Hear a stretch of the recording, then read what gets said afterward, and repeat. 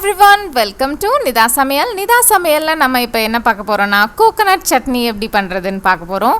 So இது என்னம்மா coconut chutney எல்லாருக்கும் தெரிஞ்ச ஐட்டம் தானே அப்படின்னு நினைப்பீங்க. ஆமாங்க, எல்லாருக்கும் தெரிஞ்ச ஐட்டம்ஸ் தான். ஆனால் ஒரு சின்ன டிப்ஸ் அண்ட் ட்ரிக்ஸோட நம்ம எப்படி டேஸ்டியான கோகனட் சட்னி செய்கிறதுன்னு தான் பார்க்க போகிறோம். இதில் தேவையான இன்க்ரீடியன்ட்ஸ் உங்களுக்கே தெரியும். தேங்காய் வேணும், பச்சை மிளகா அண்ட் பொட்டுக்கடலை. நம்ம இதில் என்ன ஆட் பண்ண போகிறோம்னா இது கொத்தமல்லி தழை கொஞ்சமாக ஆட் பண்ணிக்க போகிறோம். ஸோ பச்சை மிளகா ஆட் பண்ணுறதுனால அந்த பச்சைக்கும் இந்த பச்சைக்கும் பெருசாக வித்தியாசம் தெரியாது. அதனால் இது சேர்த்திங்கன்னா ஒரு நல்ல டேஸ்ட் கிடைக்கும். அதுக்கப்புறம் நம்ம இதில் பூண்டு ஆட் பண்ண போகிறோம். ஸோ இந்த வீடியோவில் பார்த்தீங்கனாலே தெரியும், நம்ம ஒரு 2-3 பல் பூண்டு இதில் ஆட் பண்ணும்போது அந்த சட்னியோட டேஸ்ட் இன்னமும் என்ஹான்ஸ் பண்ணி சூப்பராக இருக்கும்.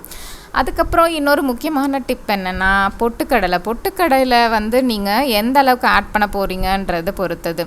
ஏன்னா நம்மளுக்கு திக்கான சட்னி வேணும்னா நீங்கள் பொட்டுக்கடலை நிறைய ஆட் பண்ணணும். இல்லை எனக்கு கொஞ்சம் வாட்டரியாக வேணும், ரோடு கடையில் இருக்க மாதிரிலாம் வேணும் அப்படின்னா நீங்கள் பொட்டுக்கடலை கம்மி பண்ணி தேங்காய் கொஞ்சம் அதிகமாக ஆட் பண்ணி நீங்கள் சட்னி அரைக்கலாம்.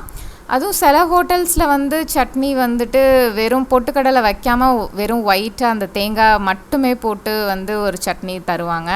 ஸோ அது எத்தனை பேருக்கு பிடிக்கும்னு கமெண்ட் பண்ணுங்கள். என்னோடய சின்ன வயசுலலாம் அந்த ஹோட்டல்ஸில் பியோர் தேங்காய் மட்டுமே போட்ட ஒரு சட்னி தருவாங்க. அது தோசைக்கெல்லாம் சூப்பராக இருக்கும்.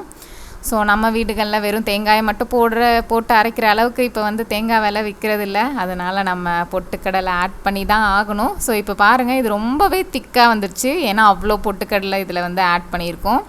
ஸோ இப்போ இதுக்கு ஒரு லைட்டாக சின்னதான தாளிப்பு கொடுத்துடலாம். ஸோ தாளிப்பு கொடுத்து நம்ம இந்த சட்னி சாப்பிடும்போது நல்ல ஒரு ஃப்ளேவர்ஃபுல்லாக டேஸ்டியாக நல்லா வாசனையாக இருக்கும். நம்ம ஃபஸ்ட்டு நாங்கள் கடலெண்ணெய் ஒரு ஸ்பூன் 1 or 2 ஸ்பூன்ஸ் நீங்கள் ஆட் பண்ணிக்கலாம்.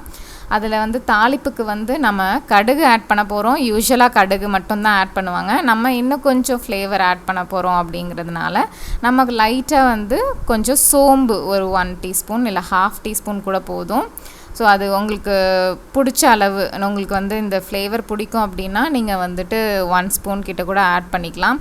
இல்லை எனக்கு சாப்பிடும்போது அந்த சோம்பு ஏன்னா நம்ம முழு சோம்பு தான் ஆட் பண்ணுறோம், பவுடர் ஆட் பண்ணல. ஸோ அது எனக்கு சாப்பிடும்போது அது எனக்கு வாயில் வரது பிடிக்காது அப்படிங்கும்போது கொஞ்சமாக லைட்டாக ஒரு 1/2 டீஸ்பூன் 1/4 டீஸ்பூன் அளவு கூட ஆட் பண்ணிங்கன்னா அதோட அந்த ஃப்ளேவரும் உங்களுக்கு கிடச்சிடும். அது அட் த சேம் டைம் உங்களுக்கு சாப்பிடும்போது டிஸ்டர்பன்ஸாகவும் இருக்காது.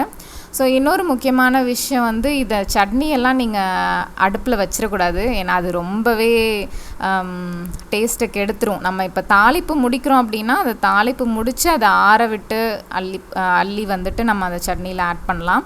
நம்ம பச்சை மிளகா போட்டு அரைச்சிருக்கோம். இதில் பட்டை மிளகா அண்ட் கருவேப்பிலையுமே நம்ம இதில் போட்டு ஆட் பண்ணி நம்ம இதை வதக்கி எடுக்கிறோம். அது எப்போதுமே நான் சொல்கிற மாதிரி இந்த கருவேப்பிலை நம்மளுக்கு ஃப்ளேவர் அதிகமாக கொடுக்கக்கூடிய ஒரு ஐட்டம் அண்ட் ஹெல்த்தியான ஐட்டமும் கூட.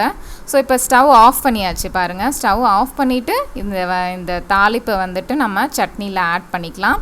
சட்னியை மட்டும் தயவு செஞ்சு அடுப்பில் போட்டுறாதீங்க, அது சட்னியோட ஃப்ளேவரையே கெடுத்துரும். சூப்பரான திக்கான ஒரு கோகோனட் சட்னி ரெடி ஆகிடுச்சு.